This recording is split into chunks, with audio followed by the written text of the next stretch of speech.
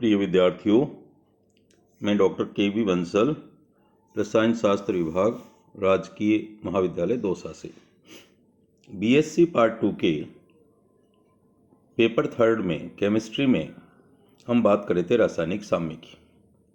इसका हम लगभग अध्ययन कर चुके हैं और इस अंतिम वीडियो में इस अध्ययन से संबंधित हम बात करेंगे क्लेसियस-क्लेपेरॉन समीकरण के उपयोग, या ऐसे कह दीजिए क्लेसियस-क्लेपेरॉन समीकरण के अनुप्रयोग, एप्लीकेशंस ऑफ क्लेसियस-क्लेपेरॉन इक्वेशन।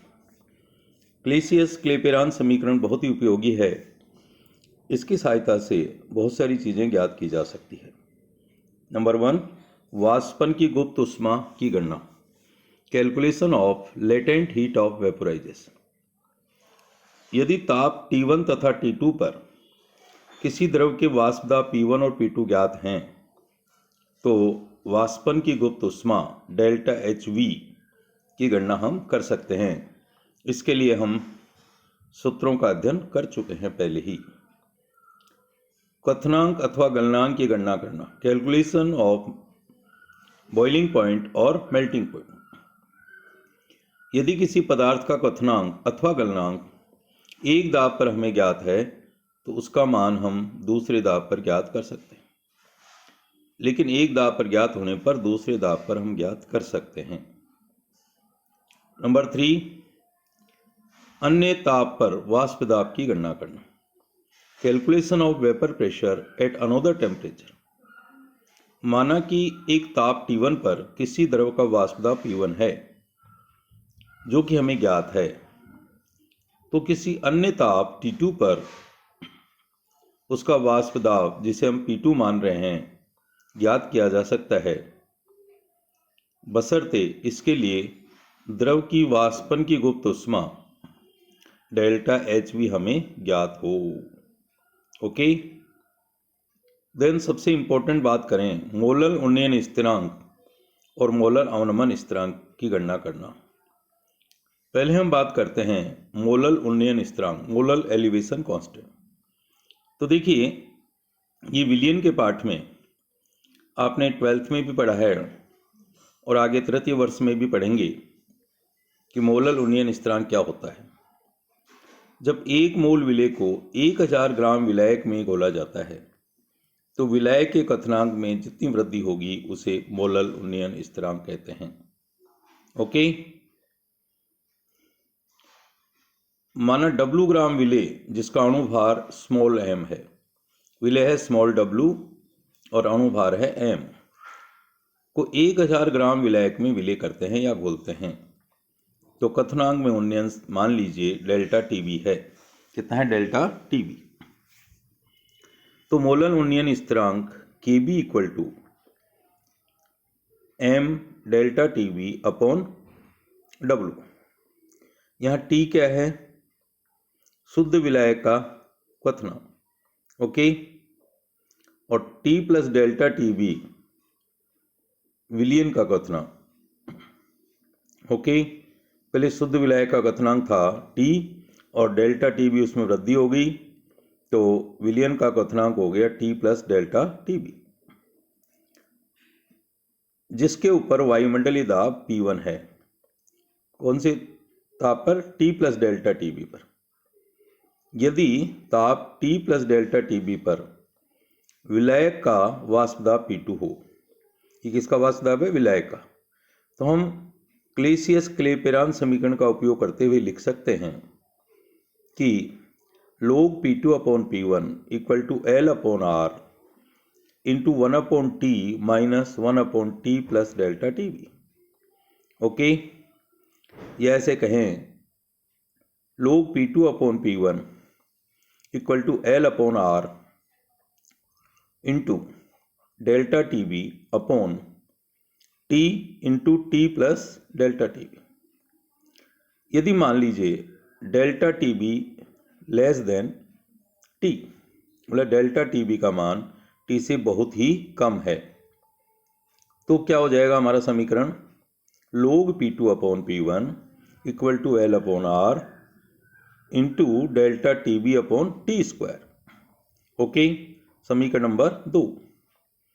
या ऐसे कह दीजिए log P2 upon P1 equal to log 1 plus P2 minus P1 upon P1 equal to P2 minus P1 divided by P1। समीकरण नंबर 3। P2 माइनस P1 का मान बहुत कम होता है। P2 माइनस P1 का मान बहुत कम होता है, अतः बची हुई संख्याओं को सूक्ष्म मानकर छोड़ा जा सकता है। बची हुई संख्याओं को सूक्ष्म मानकर छोड़ा जा सकता है। तो राउल के नियमानुसार P2 minus P1 upon P1 equal to होता है small n upon capital N। P2 minus P1 में अंतर बहुत कम है, अतः हम लिख सकते हैं कि P2 minus P1 upon P2 equal to P2 minus P1 upon P1। Okay, P2 की जगह P1 रख सकते हैं नीचे। समीकरण 2, 3 व 4 से P2 minus P1 divided by P1 equal to small n upon capital N equal to L delta TB upon RT square. या ऐसा कहें delta TB equal to small n upon capital N into RT square upon L। चूंकि हम जानते हैं कि small n equal to small w upon small m ये विलेय के मोल हैं, और capital N equal to capital W upon capital M ये विलायक के मोल हैं। तो हमारे पास डेल्टा TB बराबर हो जाएगा RT स्क्वायर अपॉन L, साथ में n और n स्मॉल n और कैपिटल N का मान रख दीजिए, तो small w into capital M divided by small m into capital W। Okay, यदि एक मोल विलेय को 1000 ग्राम विलायक में घोला जाता है तो उस स्थिति में delta TB equal to RT square into capital M divided by L into 1000। Okay, ये हमने वैल्यू रख दी। एक मोल विलेय की वैल्यू रख दी W अपॉन M स्मॉल की, और साथ में कैपिटल W 1000 रख दिया।